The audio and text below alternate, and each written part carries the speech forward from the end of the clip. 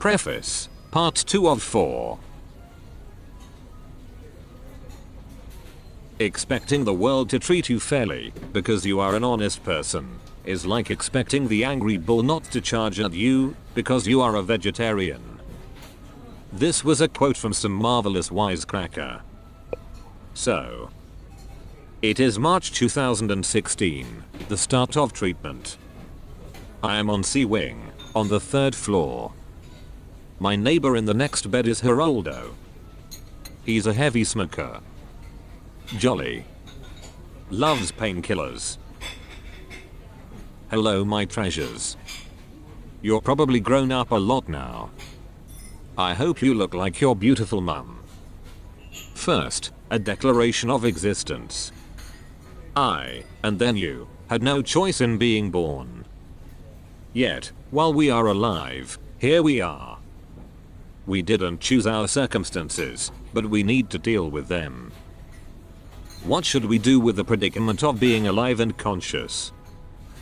What can we actually control?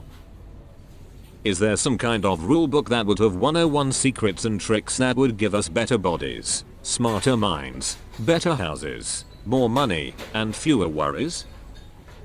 There is much more that people promise to you than they actually deliver. An entire industry of books, videos, apps, and courses devised by people with very shiny teeth who seem to promise to transform your life in some dramatic and proprietary way. I don't want that. I would like it for you only if you were content, proper, and meaningfully occupied. So here, I will try to help you in my own wacky, pitiably and awkwardly funny way. Now, being alive is a temporary thing, but we live as if we don't know it. I think part of the strange detachment arrives because we have no idea about transiting into, or away from, life. I certainly don't remember the moment when I first blinked into astonished consciousness, as a squid-like fetus in your grandma's womb. But I know that this moment must have happened. We forget birth, and pretend that death is distant and improbable. This collective amnesia robs us of the imminence of life, and leaves us frequently living frittered lives, unadorned with purpose or depth. We don't know, we don't seek out, or we forget what really matters. Now that I face the prospect of impending decay, I'm curiously free of all duty except this one: to try to help you to be happy and fulfilled. This is what matters now. It probably should be your purpose too. Science would seem to support us in this rather bold mission. Part of our purpose is to seek a purpose. Human beings are a hyper-social species whose primary source of joy and advantage over other creatures is being able to believe in and do things that are beyond the everyday. In other words, we human beings are evolved to be interdependent, each contributing with a sense of cooperation or higher purpose towards a larger whole. We can exist independently, but we seem to be better off in numbers, existing interdependently. It's not fluffy at all then. It's scientifically important and in fact crucial that we love each other. Babies who are not held or cuddled in the first months of life routinely show terrible signs of physical and mental damage as they grow up. We know this for a fact because we saw the failed experiments from the Romanian orphanage experiments in the 1950s. So, our fundamental evolved advantage, as human beings, is in the way we hold on to purpose and meaning. We are nonetheless quite ensconced, and artificially protected, from the immediacy of this need. We are in a developed, safe country, and many of our kind live from day to day in haplessly bumbling circles, irrespective of our wealth or station in life. There is a numbing aspect to being comfortable that pushes both upwards and downwards. It constricts the throes of spirit, sapping us of the verve of urgent invention and adventure, and leaves us regarding with suspicion or pity those who fell out of the warm cuddle of wealth. Yet, there is a lot that we can learn from people at the margins, both upper and lower. The outliers in life are able to see horizons that are otherwise obscured by the crowd of everyone else's heads. Much of this book is based on the evidence of how outliers deal with life, both in the formal literature and from the many hundreds whom I have had the privilege to meet. We approach life as if there is no sense of arrival or departure. I didn't use my time with you wisely. I wasted the time I needed to spend with you by instead running off to work. You will not remember it, because you were so little, but you might have felt it somewhere, as children do. I am so sorry about that, my treasures. I thought I was building a legacy without cost. It was a dumb move. Like working in a coal mine for my whole life, expecting that I would never cough after I retired. I wouldn't have stopped unless I got ill. Oddly, this carousel of middle-class life is perfectly normal and common for so many millions of folk. Nothing seemed technically missing. There was a distant protest from within me that life didn't feel right, but I became deaf to it. I mistook overwork for maturity. I was becoming a gnarled collection of cynical jokes. Wealth doesn't hold much promise. To see what wealth does to character, just look at rich people for God's sake.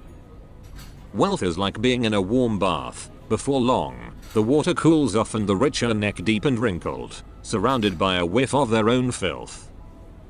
At least the rest of humanity, the penniless, can nurse the doomed fantasy that wealth would cure them of their miseries.